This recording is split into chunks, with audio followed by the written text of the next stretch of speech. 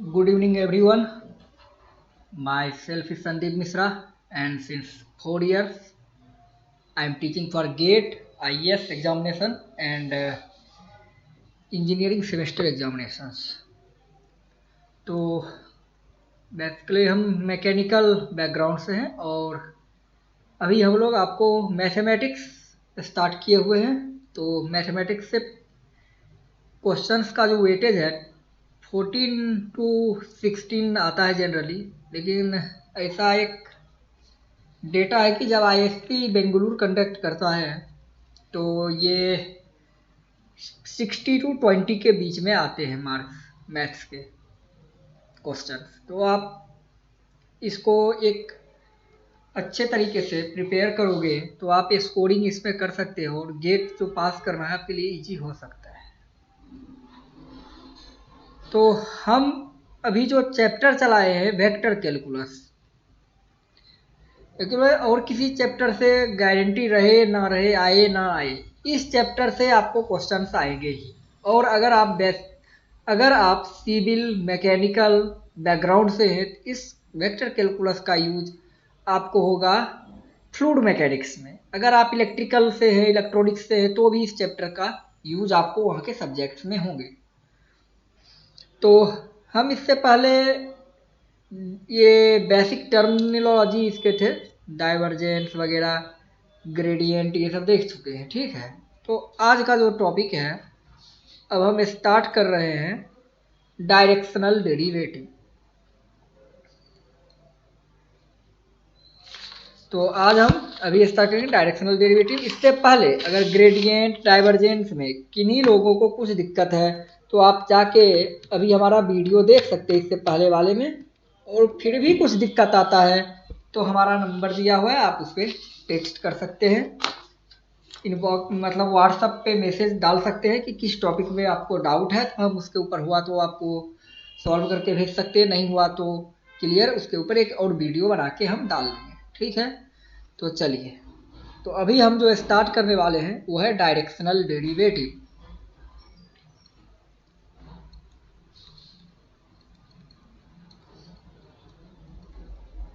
Directional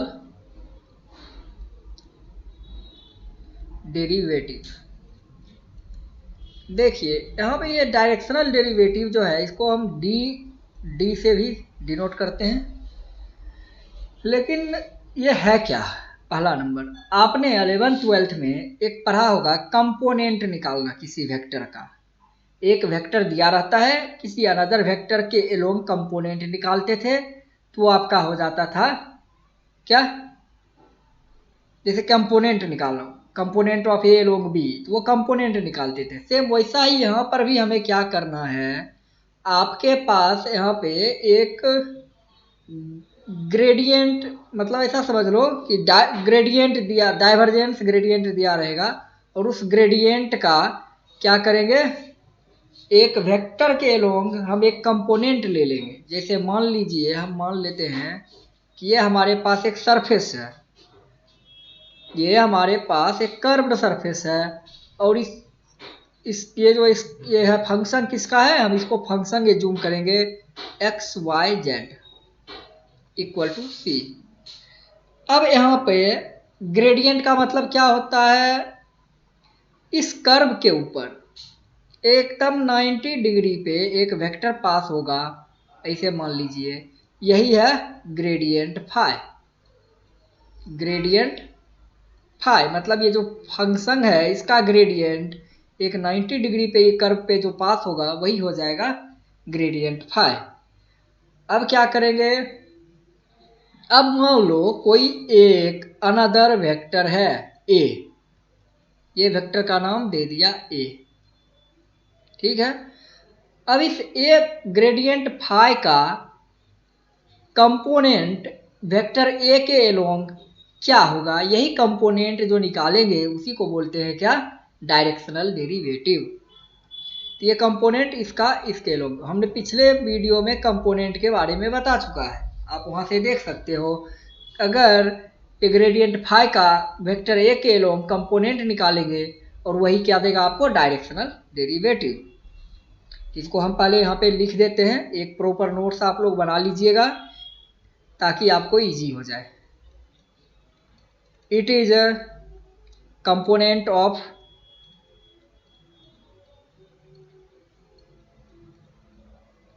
gradient phi. It is a component of gradient phi in the given direction. In the given direction. In the given direction. That is directional derivative, D मैं लिखूंगा समझ लेना, directional derivative है, directional derivative of gradient phi. Directional derivative of gradient phi at point P, ये point का नाम मान लेते हैं P, at point P in the direction of vector A, in the direction of vector A. मतलब ये gradient phi का component अगर निकालोगे इन डायरेक्शन ऑफ ए तो यही होगा डायरेक्शनल डेरिवेटिव। ग्रेडियंट फाई कैसे निकालेंगे हमने जस्ट इसके पिछले वीडियो में एक्सप्लेन किया हुआ है, तो इसको इसमें कन्फ्यूजन हो तो आप उस वीडियो को देख सकते हैं, वहां से आपको आइडिया मिल जाएगा। तो इसका मतलब अगर हम बात करें कि मैथमेटिकल एक्सप्रेशन कैसा होगा इसका, तो इसका होगा ग्रेडियंट फाई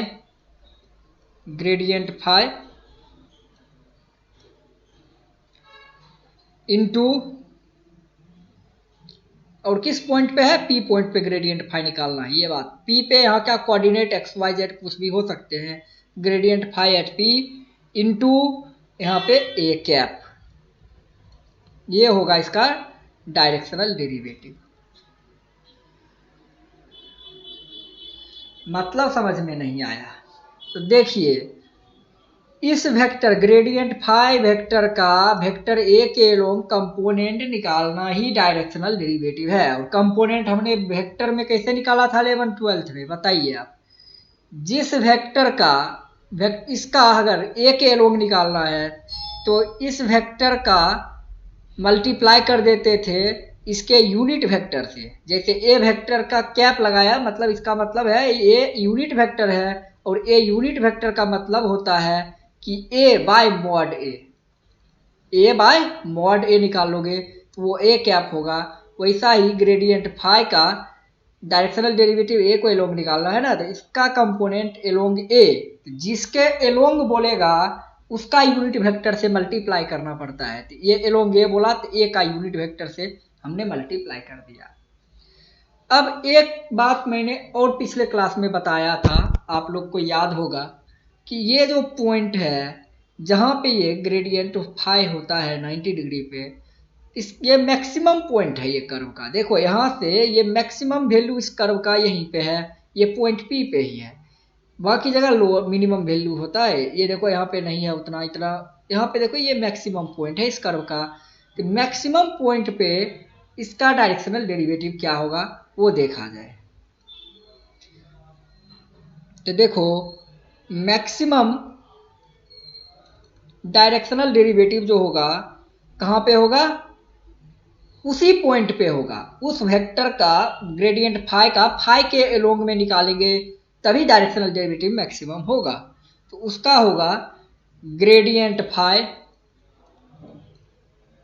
इनटू, मैंने क्या बोला, ये जो वेक्टर है इसका maximum directional derivative.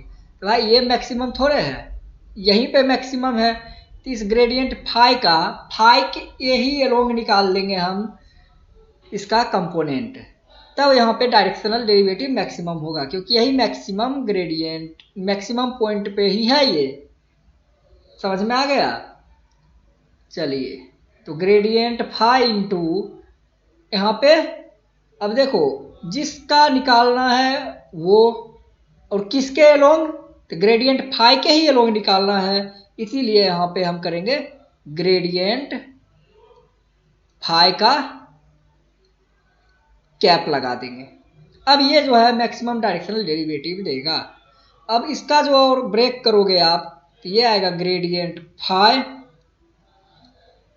Into gradient phi divided by gradient phi का मॉड।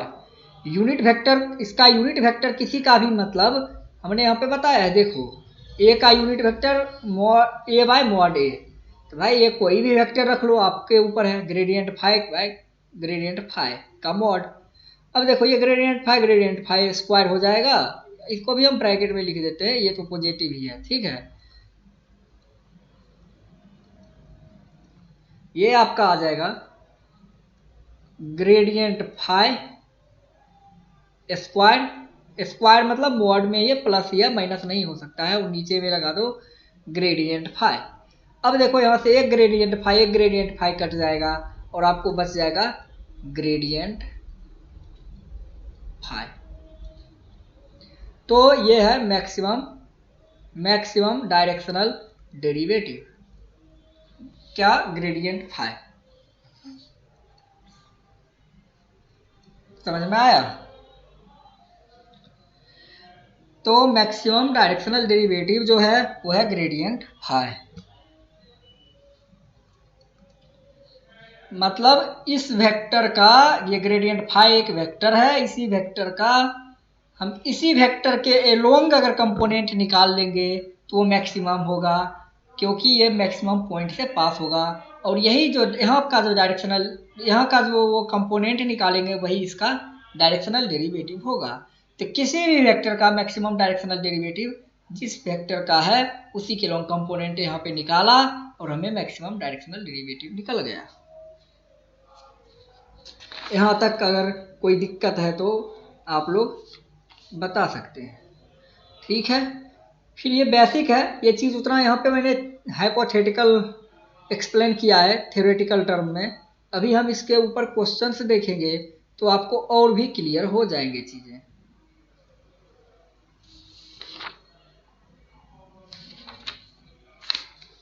तो जैसे मान लीजिए एक और चीज़ यहाँ पे देख लीजिए, ये जो डायरेक्शनल डेरिवेटिव होता है वो होता क्या है। Directional derivative is nothing but partial derivatives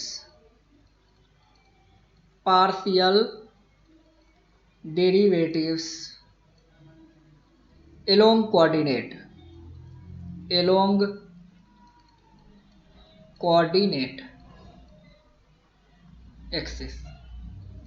मतलब डायरेक्शनल डेरिवेटिव है वो क्या है आपका, ये पार्शियल डेरिवेटिव है along कोऑर्डिनेट एक्सिस के। कोऑर्डिनेट जैसे do by do X, do by do Y, do by do Z ऐसे करते थे ना, वही पार्शियल डेरिवेटिव है along कोऑर्डिनेट एक्सिस। जैसे हम बात करते हैं एक्स एक्सिस के along, तो इसका directional derivative of gradient phi along X axis के along ये क्या होगा, ये हो जाएगा आपका gradient phi I cap.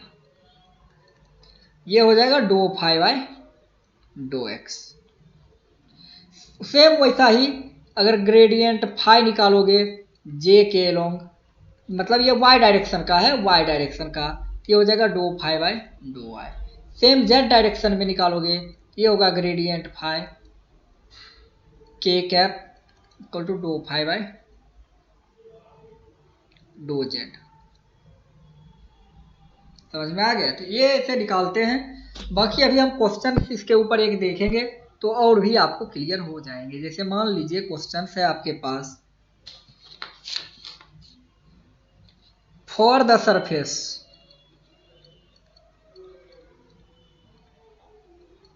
Surface phi equal to X square plus Y square plus 2z square,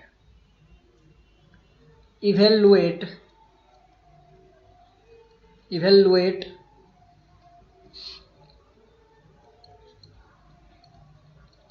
unit normal at point 2 - 1 - 2। और दूसरा क्वेश्चन इसी में ले लीजिए, maximum directional derivative at p equal to what. और थर्ड में इसी में लिख लीजिए, rate of maximum increase at p equal to what. इस क्वेश्चन को कैसे किया जाए, देखिए आपके पास सरफेस दिया हुआ है कितना, X square plus Y square plus 2z square. ये सरफेस आपको दिया हुआ है।